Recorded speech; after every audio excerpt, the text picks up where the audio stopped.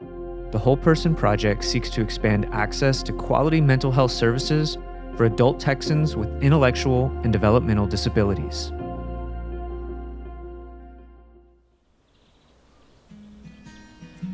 I'm Brandi Rios. I live in Converse, Texas with my dad and my sister.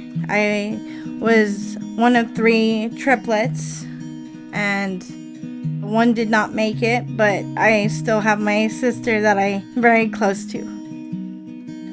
I do have cerebral palsy. It affects the brain, the muscles, and part of the muscles that should contract as, an able-bodied person would do. They kind of tense up, and it's hard for me to walk.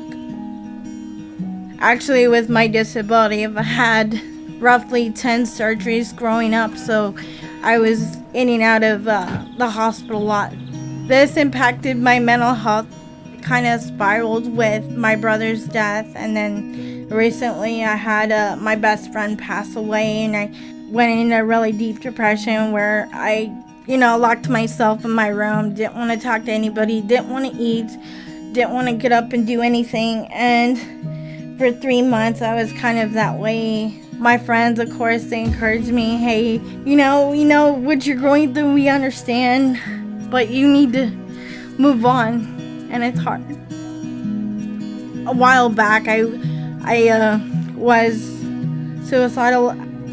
For coping mechanisms, I do self-harm. That's the way I cope. That's the way I feel better. When I don't self-harm, I kind of sometimes I talk myself out of it. I listen to music, I watch TV, and I just fall asleep.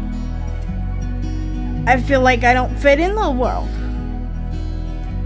I feel like that all the time. So when I'm at work, when I'm at salsa, I kind of feel like I'm at home.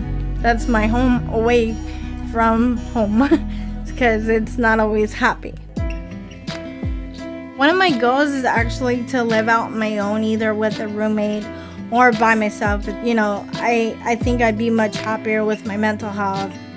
So I sought help from the government, from Medicaid waiver services, and I'm in the thousands like many of my friends. I've been on the 2 waiting lists since 2010. My hope is to actually have the services I need before I actually die, because most of us assume when our time comes up for the waiting list is we're going to be 80 years old and we're not going to need those services anymore because we're on the way out. We get more people moved up on the waiting list, it'd be a better quality of life for everybody. I want to actually feel what it's like to actually support myself, know how to budget my money. These services are a must need that I have to have in my life to support me in order to live the life I want to live.